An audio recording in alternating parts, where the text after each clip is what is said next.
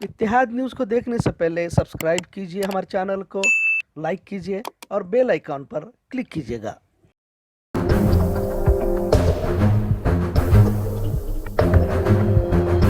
अस्सलाम वालेकुम रहमतुल्लाहि व बरकातुहू। इत्तेहाद न्यूज़ में आप सभी का खैर मकदम है। बेलगाम शहर में भी दिवाली को लेकर काफी भीड़ देखी गई। लोग घरों से निकलकर खरीदो फरोख्त कर रहे थे तो इनके चेहरे पर महंगाई की मायूसी भी नजर आ रही थी। एक और खास बात यह भी रही कि मरकजी मोदी हुकूमत या फिर कर्नाटक की बम्बई हुकूमत ने पेट्रोल डीजल के दामों को घटाकर दिवाली का तोहफा कहते हुए महज 5 या 10 रुपए घटा दिए गए। मतलब आवाम को किस तरह बेवकूफ बनाया जा रहा है, इससे महज अंदाजा ही लगाया जा सकता है। 100 रुपए दाम बढ़ाकर 5 रुपए कम कर इसे बतौर दिवाली तोहफा कहना यह भारत जैसे मुल्क में ही हो सकता है। मजीद ताज्जुब तो इस बात का है कि इस पर भी आवाम एक दूसरे को मुबारकबाद पेश कर रही है और इसी को जहनी गुलामी कही जाती है। जब आपका सब कुछ छीन लिया जाता है और आप नंगे घूम रहे होते हैं, जिस्म ढांपने के लिए कपड़े दिए जाए और आप पर मेहरबानी करने की तरह तमाम महकमा, तमाम सियासी लीडरान प्रेस कॉन्फ्रेंस के जरिए अवाम को दिवाली का तोहफा कहा जा रहा है और अवाम भी इस पर खुशियों का इजहार करे, इससे बढ़कर और क्या हो सकता है। अब तो चुनाव आने तक 1 रुपये 2 रुपये जिस तरह बढ़ाएगा उसी तरह से उतारा भी जाएगा और चुनाव में इसी की बुनियाद पर आपसे वोट भी मांगे जाएंगे।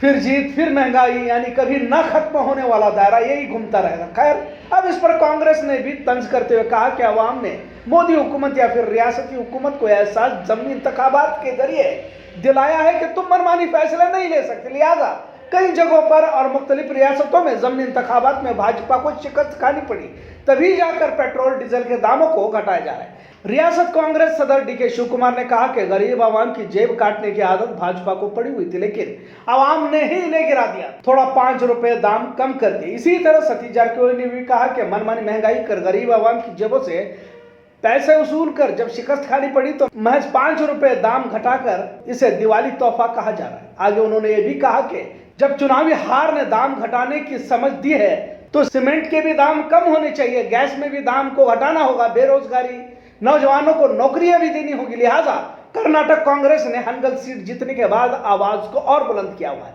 अब कुछ दिवाली दशहरा में पटाखों के फोड़ने पर अदालत और आवाम की सेहत और आलमी सतह पर ग्लोबल वार्मिंग यानी माहौलियात में हवा की आलूदगी पर उमूमन क्या तबसरे किए जा रहे हैं, इस पर भी अगर तारीखी किताबों के औराक पलट कर देखें तो कहीं पर भी हिंदू धर्म में पटाखों को ईदों के त्योहार के मौके पर इस तरह से शोर शराबे के साथ बजाना कहीं पर भी लिखा हुआ नजर नहीं आ रहा है। एक रिपोर्ट के मुताबिक ये तमाम बातें सामने आई हैं क्योंकि दिया जलाने की ये ईद दीपावली कहा जाता है। दशहरा को रावण को जलाने के यानी कि बुराई पर अच्छाई की जीत की तरफ पेश किया जाता है। खैर, अभी इसी को लेकर पटाखों से हवा में हो रही आलूदगी और बीमारियां, फैलती बीमारियां, इस पर भी तस्करे हो रहे हैं। 5 साल पहले सुप्रीम कोर्ट ने पटाखे फोड़ने पर मुकम्मल पाबंदी लगा दी गई थी, लेकिन इसी साल अदालत ने मुकम्मल पाबंदी लगाने पर रोक लगा दी। इससे भी पहले कोलकाता अदालत ने काली पूजा, दिवाली, न्यू ईयर, दशहरा, होली, गणेश समेत सभी त्योहारों पर पाबंदी का ऐलान कर दिया था, जिसमें उन्होंने फिजा में आलूदगी फैलाने वाली चीजों का इस्तेमाल पटाखों में होने की बात कही थी। लेकिन फिर आगे कहा कि हरे पटाखे जहां भी अच्छी और मध्यम हवा हो वहां फोड़े जा सकते हैं। यह अलग बात है कि अच्छी और मध्यम हवा कहां से लाएंगे और कहां होगी, किस जगह के लोगों को इजाजत देनी पड़ेगी। यह आपको यह भी सुनकर ताज्जुब होगा कि दिल्ली में हर 10वां आदमी ब्रोंकोटाइटिस का मरीज है।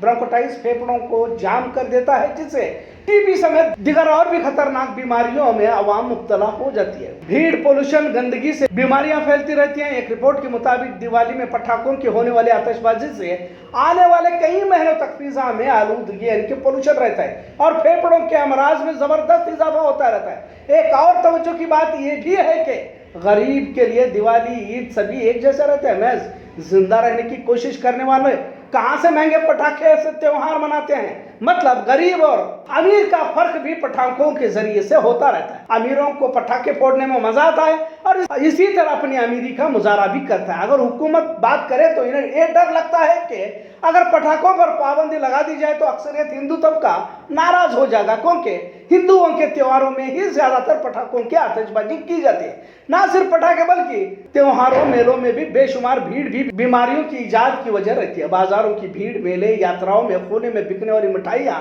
लोग खाते हैं, जिससे बीमारियों में इजाफा होता रहता है। लिहाजा खुले में बिकने वाले खाने की चीजों पर भी पाबंदी आयद होनी चाहिए। त्योहार में बढ़ती भीड़, गाड़ियों से उड़ने वाली धूल, धुआं, जिससे फेफड़ों के अमराज में इजाफा होता जाए।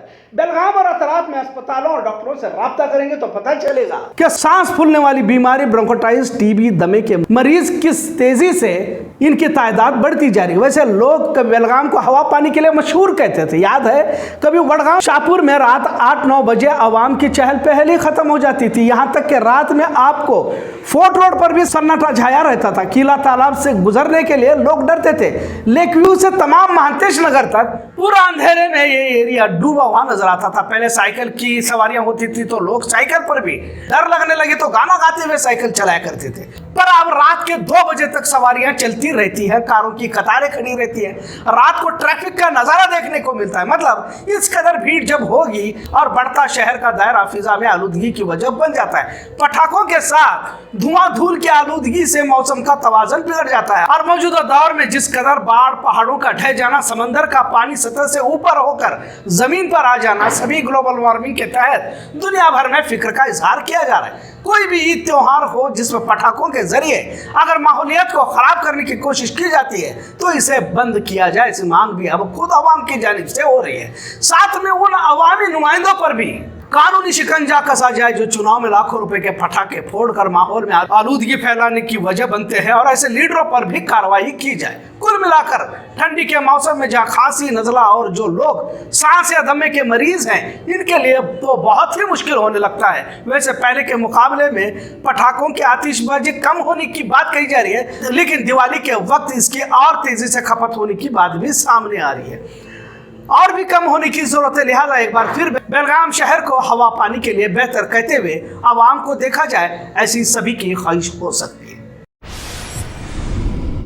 कांग्रेस ने हनगल की सीट पर जीत दर्ज करने के बाद आने वाले असेंबली इंतखाबात के लिए उम्मीदवारों की हरकत जारी है। कांग्रेस पार्टी क्या इस बार भी इख्तदार पजीर होगी या फिर वापसी करेगी इख्तदार में, इस तरह के बहस मुबासे भी देखे जा रहे हैं। वैसे पूरे मुल्क में मनमानी महंगाई करके महंगाई पर सवाल पूछने से पहले ही धर्म का कार्ड खेलने वाली भाजपा की मकबूलियत में भी जबरदस्त गिरावट आती देखी जा रही। पूरी दुनिया में सबसे महंगा पेट्रोल भारत में ही बेचे जाने की बात कही जा रही है। भारत की आवाम का सब्र या धर्म के नाम पर बेवकूफ, ऐसी चर्चा आज जारी है। लिहाजा मुल्क के मुख्तलिफ रियासतों में ज़मीनी इंतखाबात में भाजपा को शिकस्त मिली है, जिससे विपक्ष की पार्टियों में जान आई है। पर क्या वाकई भाजपा को हरा सकते हैं, ये भी सवाल उतना ही मायने रखता है, क्योंकि भाजपा के पिटारे में कई ऐसे एजेंडे, कई ऐसे प्रोपेगेंडे हैं जो अचानक बाहर निकलकर आवाम के जहन को मुंतशिर कर सकते हैं। तभी तो भारत एक गरीब देश होने के बावजूद लोग 100 रुपए से भी ज्यादा रुपए देकर पेट्रोल खामोशी के साथ खरीद रहे। अब कांग्रेस की तरफ से आवाम का बढ़ता रुझान भाजपा के लिए सोचने पर मजबूर कर रहा है। डीके शिवकुमार, सिद्धरामैया, सतीश जारकिहोली ने भाजपा पर हमला तेज किया है। कांग्रेस बेलगाम से अब 3 नाम बेंगलोर रवाना होने की भी चर्चा जारी है।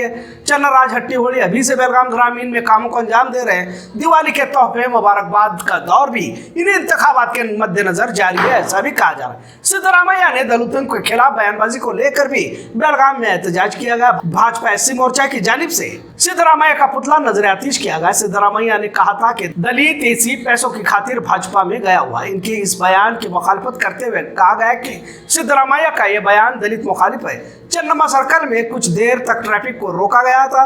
ईरन्ना कडाडी के जेर सदारत यह एहतजाज किया गया। भाजपा दलित मोर्चा की जानिब से यह एहतजाज भी सियासी मुफाद हासिल करने के लिए किया जा रहा है। भाजपा को दलितों से कुछ लेना देना नहीं है, ऐसा भी उन्होंने कहा। भाजपा संविधान मुखालिफ पार्टी है, लिहाजा मैं आरएसएस के मुखालिफ हूं और रहूंगा, इसीलिए भाजपा अब दलितों को लेकर एहतजाज कर रही है, जबकि मैंने दलितों के बारे में कुछ भी नहीं कहा, ऐसा भी सिद्धरामैया ने कहा।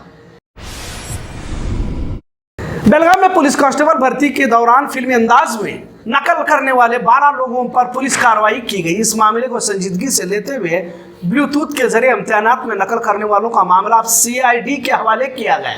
12 अफरादों को गिरफ्तार कर इनके पास से 33 mobile, 9 master card device, 13 Bluetooth और 1 लैपटॉप बरामद किया गया।